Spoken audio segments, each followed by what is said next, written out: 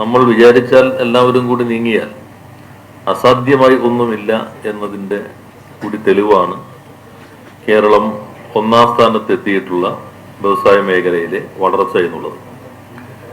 നമുക്ക് എല്ലാവർക്കും അറിയാവുന്നതുപോലെ ഇന്നലെ സംസ്ഥാന വ്യവസായ വകുപ്പ് മന്ത്രിമാരുടെ യോഗമായിരുന്നു.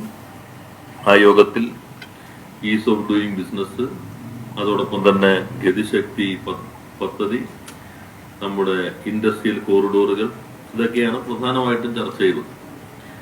അതിന്റെ ഏറ്റവും അവസാനമാണ് കഴിഞ്ഞ വർഷത്തെ ഇതിന്റെ ഫലപ്രഖ്യാപനം വന്നിട്ടുള്ളത്. അതിൽ കഴിഞ്ഞ വർഷം മുതൽ പുതിയ രീതിയിലാണ് ഈസ് ഓഫ് ഡൂയിങ് ബിസിനസിന്റെ റാങ്കിങ് നടത്തുന്നത്. ഏറ്റവും കൂടുതൽ മാർക്ക് നേടിയ ആളുകൾ ടോപ്പ് അച്ചീവേഴ്സ്, പിന്നെ അടുത്ത കാറ്റഗറി അച്ചീവേഴ്സ്, പിന്നെ ആസ്പിരൻസ്, പിന്നെ എമർജിങ് ബിസിനസ് സിസ്റ്റം എന്നുള്ളതാണ്. അപ്പൊ അതിൽ നമ്മൾ 20 വിലയിരുത്തൽ അടിസ്ഥാനപ്പെടുത്തി നമ്മൾ 28ാം സ്ഥാനത്തായിരുന്നു.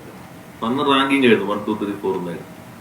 കഴിഞ്ഞ ഇത് മുതലാണ് ഈ 4 കാറ്റഗറി ആയിട്ട് തിരിച്ചത്. 4 കാറ്റഗറിയെ തിരിച്ചപ്പോഴും റാങ്കിങ് എന്ന നിലയിൽ നമ്മൾ അറിയിക്കേണ്ട, അങ്ങനെയാണ് 15ആണെന്ന് നമുക്ക് മനസ്സിലായത്. നമ്മളപ്പോ 3ാമത്തെ കാറ്റഗറിയിലായിരുന്നു. ആസ്പിരൻസ്, മാറാൻ ശ്രമിച്ചുകൊണ്ടിരിക്കുന്ന ആ പട്ടികയിലാണ് നമ്മളെ ഉൾപ്പെടുത്തിയിട്ടുള്ളത്. ഇത്തവണ നമ്മൾ ടോപ്പ് അച്ചീവേഴ്സിലാണ് വന്നത്. അപ്പം അതിൽ 95% മുകളിൽ പരിഷ്കാരങ്ങൾ വരുത്തിയിട്ടുള്ള ഈസ് ഓഫ് ഡൂയിങ് ബിസിനസ്സിൽ തന്നെ കേന്ദ്ര ഗവൺമെന്റ് നിശ്ചയിച്ചിട്ടുള്ള 30 പരിഷ്കാരങ്ങൾ, അതിലെല്ലാം കൂടി 95% മുകളിൽ മാർക്ക് കിട്ടിയതാണ്. അതിൽ പ്രധാന കമ്പോണന്റ് എന്നുള്ളത് ഫീഡ്ബാക്കാണ്.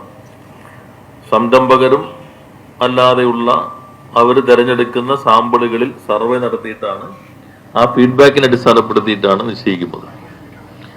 അതിൽ നമുക്ക് ടോപ്പ് അച്ചീവറിൽ ആ കാറ്റഗറിയിലേക്ക് നമ്മൾ വന്നു. അതോടൊപ്പം തന്നെ ടോപ്പ് അച്ചീവേഴ്സിൽ 1ാം സ്ഥാനത്തേക്ക് നമ്മൾ ഉയർന്നു എന്നുള്ളതാണ്. അതിന്റെ ഭാഗമായി 1ാമതായി തന്നെ അവിടെ വെച്ച് നമുക്കാണ് അംഗീകാരം നൽകിയത്.